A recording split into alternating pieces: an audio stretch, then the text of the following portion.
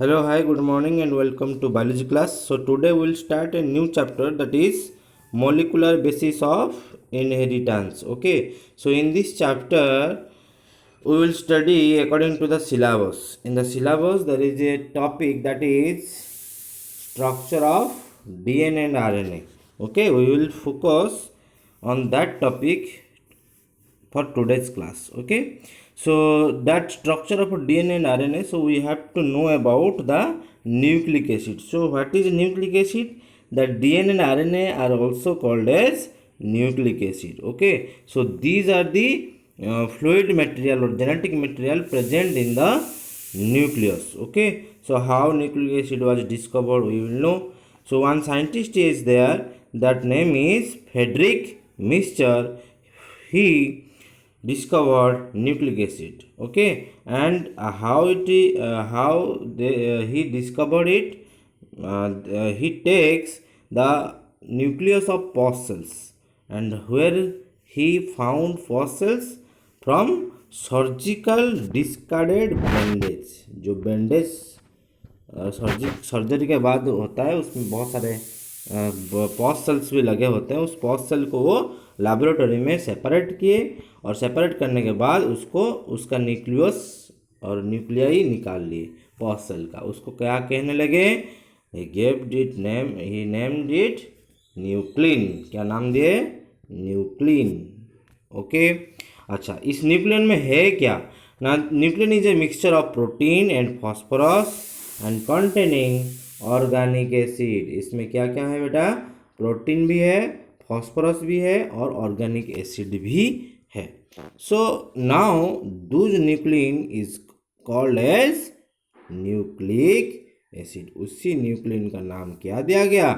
Nucleic acid दिया गया। अब क्वेश्चन आ रहा है, सर ठीक है, न्यूक्लिक एसिड तो पता चल गया, और ये सर जो न्यूक्लियस होते हैं, न्यूक्लियस के अंदर रहते हैं ये एसिड, है ना? अच्छा, अब ये न्यूक्लिक एसिड कितना तरह का होते हैं मैं बताऊंगा बेटा। ये जो न्यूक्लिक एसिड है ना, ये दो तरह का न्यूक्लिक एसिड होते हैं, टू टाइप्स में पहले से बता चुका हूँ। There are mostly two types of nucleic acid. What are those? Those are the most known structure, that is DNA, deoxyribonucleic acid, and second one is RNA, ribonucleic acid। यही दोनों है जो न्यूक्लिक एसिड के नाम से जाना जाता है। क्लियर? अब आएंगे बेटा कि डीएनए का स्ट्रक्चर क्या है, कौन डिस्कवर किए थे, ये किस किस चीज़ों को लेके बना है, यही तो सबसे पता करना है कि स्ट्रक्चर क्या है इसका, how it is made up, और which component is present in the DNA, ये सब के बारे में जानना है। सिंपली अगर डीएनए क्या है अगर हमको पूछा जाए, तो मैं आपको बताऊंगा बेटा कि जो डीएनए है ना, ये monomeric units of nucleic acids हैं। ठीक है, जिसको क्या कहा जाता है ना? न्यूक्लियोटाइड्स कहा जाता है। ठीक है, वो क्या बोल रहे हैं ना, एक जो छोटा छोटा यूनिट है, मतलब वो बोल रहा है कि एक न्यूक्लियोटाइड, दूसरा न्यूक्लियोटाइड, ऐसे करके ये एक न्यूक्लियोटाइड्स, ये एक न्यूक्लियोटाइड्स, ये एक न्यूक्लियोटाइड, ऐसे करके चेन बनाए हैं। तो उस चेन को क्या कहते हैं? डीएनए कहते हैं। क्या कहते हैं? डीएनए। ऐसे करके दो स्ट्रैंड बनाए हैं। ये सिंगल स्ट्रैंडेड भी हो सकते हैं, डबल स्ट्रैंडेड भी डीएनए हो सकते हैं। लेकिन बात आ रहा है क्या कि ये जो डीएनए स्ट्रक्चर है, ये एक एक यूनिट जुड़ा हुआ है। क्या क्या यूनिट जुड़ा हुआ है ना? एक न्यूक्लियोटाइड्स दूसरे न्यूक्लियोटाइड से जुड़ा है, फिर तीसरा न्यूक्लियोटाइड्स दूसरे को जुड़ा है, ऐसे करके चेन फॉर्मेशन किए हैं। तो ये जो लॉन्ग चेन फॉर्मेशन किए हैं, तो इसी का नाम क्या कहते हैं बेटा? Poly nucleotides. क्या कहते हैं बेटा? Poly nucleotides. Poly means many, nucleotides means हम पता लगाएंगे बेटा न्यूक्लियोटाइड्स है क्या। लेकिन हमको अभी पता चला कि जो डीएनए है ना, वो चेन ऑफ न्यूक्लियोटाइड्स हैं। बहुत सारे न्यूक्लियोटाइड चेन होके बने हैं, तब जाके उसको डीएनए कहा जाता है। अब दिमाग में आ रहा है, सर व्हाट इज न्यूक्लियोटाइड्स, और ये न्यूक्लियोटाइड्स में हमको क्या क्या मिलेगा, तो इसके बारे में पढ़ेंगे। ओके, सो चलो न्यूक्लियोटाइड्स के बारे में जानते हैं। व्हाट इज न्यूक्लियोटाइड्स, और ये न्यूक्लियोटाइड्स किस चीज़ों को लेके, किन किन चीज़ों इसमें इन्वॉल्व हैं। तो यहाँ बेटा 3 चीज़ों के लेके बना है। कौन? न्यूक्लियोटाइड्स। कौन कौन है वो लोग ना? सबसे पहले जो 3 कंपोनेंट है न्यूक्लियोटाइड्स के अंदर, सबसे पहला वाला क्या है बेटा? Nitrogenous base. और सबसे जो सेंटर में रहता है वो है कि शुगर कंपाउंड, और कार्बन शुगर उसको बोलते हैं। 5 कार्बन से बना होता है वो शुगर। उस शुगर का नाम क्या है? Deoxy ribose sugar. क्या नाम है उसका? Deoxy ribose sugar. अच्छा, उसके साथ साथ ये तो सेंटर में रहेगा, ये तो थोड़ा सा उसको राइट साइड के ऊपर में रहता है नाइट्रोजनस बेस, और एक फॉस्फोरिक एसिड और फॉस्फेट ग्रुप रहता है ना। तो ये 3 चीज़ों को लेके एक न्यूक्लियोटाइड बना है। तो ऐसे बहुत सारे न्यूक्लियोटाइड बने होंगे। मैं बस बात कर रहा हूँ एक न्यूक्लियोटाइड इस तीनों चीज़ों से बना है। वैसा ये न्यूक्लियोटाइड भी यही तीनों से बना होगा, लेकिन ये दोनों कनेक्टेड होंगे और ऐसे ही करके एक चेन बनाएंगे। उसको क्या कहेंगे? पॉलीन्यूक्लियोटाइड्स। उसी का नाम है DNA, deoxy ribo nucleic acid. अब देखेंगे बेटा नाइट्रोजनस बेसिस क्या है, कैसे है। ठीक है, तो यहाँ बात कर रहे हैं कि नाइट्रोजनस बेस है क्या। नाइट्रोजनस बेस उसी को कहा जाता है ना, ये वाटर इनसोल्युबल एरोमेटिक मॉलिक्यूल्स होते हैं। ठीक है ना, और ये हेट्रोसाइक्लिक है। हेट्रोसाइक्लिक का मतलब, हेट्रोसाइक्लिक का मतलब होता है ये कि कंपाउंड और ए रिंग स्ट्रक्चर, और रिंग स्ट्रक्चर मतलब ऐसे होगा। ठीक है ना, केमिस्ट्री में बहुत बार जान चुके, उसको कहते हैं रिंग स्ट्रक्चर। और ये साइक्लिक कंपाउंड, इसको भी साइक्लिक कंपाउंड भी कह सकते, दैट इज एटम्स और at least 2 different elements as member of its ring. मतलब इस रिंग में जो लोग मेंबर होंगे एटलीस्ट 2 अलग अलग तरह का मेंबर चाहिए। सपोज कार्बन और हाइड्रोजन, इस तरह का एलिमेंट जो दो टाइप्स ऑफ एटम्स और एलिमेंट रहे, तो उसी चीज़ों को लेके एक साइक्लिक मैनर में कंपाउंड बनाया होगा। उसको क्या कहेंगे? हेटेरोसाइक्लिक। जिस साइक्लिक और जिस स्ट्रक्चर ऑफ साइक्लिक में 2 डिफरेंट एलिमेंट रहते हैं उसको हेटेरोसाइक्लिक कहते हैं। सिंपल बात है भाई। अगर सेम होता तो होमोसाइक्लिक कहते हैं। यहाँ 2 एलिमेंट रह रहे हैं, हेटेरोसाइक्लिक। और ये क्या बेटा नाइट्रोजनस क्या है? प्लानर है। प्लानर मतलब the molecule which has all its atom in one plane, it is a flat molecule. मतलब एक ही प्लेन में वो रहेंगे, that's why it is called planar molecule. ठीक है, अच्छा नाइट्रोजन बेस तो पता चल गया, aromatic compound insoluble aromatic molecules हैं और वो डीएनए के अंदर रहते हैं। और ये डीएनए के अंदर जब रहते हैं बेटा, और ये आरएनए के अंदर भी रहते हैं, डीएनए और आरएनए के अंदर बोथ रहते हैं, लेकिन इसमें भी टाइप्स हैं। नाइट्रोजनस बेसिस में भी टाइप्स हैं बेटा। ये कितना तरह का होते हैं ना? ये 2 तरह का होते हैं। जैसा अभी साइक्लिक स्ट्रक्चर बोले ना, ये नाइट्रोजन बेस साइक्लिक स्ट्रक्चर का होगा। और ये साइक्लिक है तो ठीक है, रिंग स्ट्रक्चर बनाएगा, लेकिन कोई कोई सिंगल रिंग स्ट्रक्चर है, कोई कोई डबल रिंग स्ट्रक्चर है। क्या है?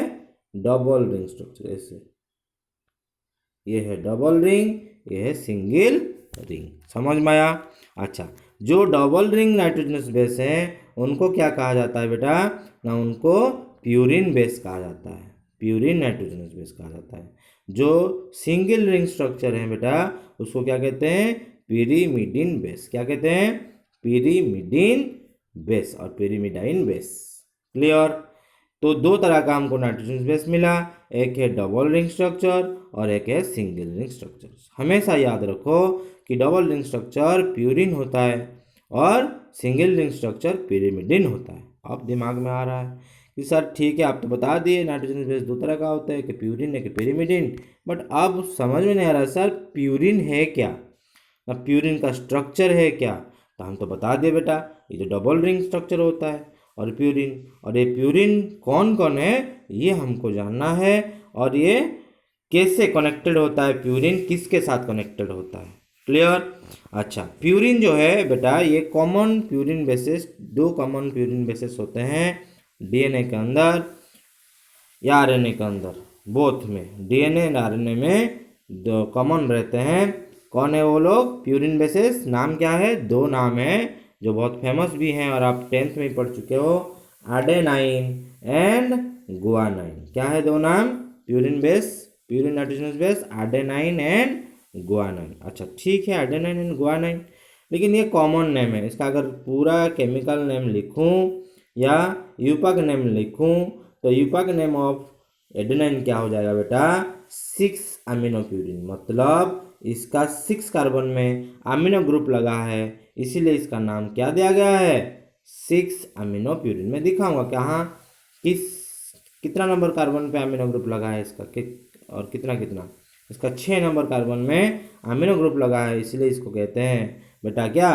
6 अमीनो प्यूरिन। ऐसे ही गुआनाइन का यूपक नेम अगर देखा जाए तो आपको क्या मिलेगा बेटा? 6 ऑक्सी 2 अमीनो प्यूरिन। मतलब इसके 2 नंबर कार्बन में अमीनो ग्रुप लगा है और 6 नंबर कार्बन पे ऑक्सीजन लगा है, इसीलिए ये देखो 6 नंबर कार्बन में ऑक्सीजन, 2 नंबर कार्बन में अमीनो ग्रुप लगा है, इसीलिए इसका यूपक नाम क्या दिया गया है? 6 ऑक्सी 2 अमीनो प्यूरिन। क्लियर? आपको क्या करना है बेटा? एडेनाइन एंड गुआनाइन का स्ट्रक्चर याद रखना है तो रखो, नहीं तो कोई ज़रूरत नहीं है। ठीक है, आपको बस जानने के लिए मैं बता दिया हूँ कि आपको समझ में आए कैसे डबल रिंग स्ट्रक्चर है। ये देखो, ये डबल रिंग स्ट्रक्चर है ना, ये एक रिंग है, ये एक रिंग है। ठीक है, अगर चाहते हो कि मुझे याद रहे तो आप सीख सकते हो, मैं बना दिया हूँ। क्लियर? तो ये है आपका एडेनाइन गुआनाइन। अब पता चल रहा है 6 ग्रुप, 6 कार्बन में अमीनो ग्रुप। ये सबसे पहले ये है नाइट्रोजन, ये मैं नंबरिंग कर दिया हूँ, 2 नंबर कार्बन, फिर 3 नंबर नाइट्रोजन, ये 4 नंबर कार्बन, 5 नंबर कार्बन, ये हो गया 6 नंबर, फिर इधर 7 नंबर नाइट्रोजन, 8 नंबर कार्बन, ये है 9 नंबर नाइट्रोजन है। ठीक है ना? तो ऐसे ही करके आप नंबरिंग भी करेंगे। मैं जैसा किया हूँ ऐसे मैं ऐसे आया हूँ, लाइक दिस। ठीक है, तो आपको भी ऐसे नंबरिंग करना है और प्रैक्टिस अगर करना है तो कर लेना। और आपको बस मोस्ट इम्पोर्टेंट इसको याद रखें, नाम एंड यूपक नेम, नाम एंड यूपक नेम। ठीक है, so adenine has an amino group on the 6th C6, मतलब 6 number carbon position of the ring, and guanine has an amino group at carbon 2 position and a carboxyl और carbonyl group at the C6 position. Clear? इतना आप याद रखोगे। Next आते हैं pyrimidine group, ये next class पढ़ेंगे पिरिमिडिन। आई होप प्यूरिन तक आपको समझ में आया होगा। नेक्स्ट क्लास देखेंगे पिरिमिडिन। क्लियर?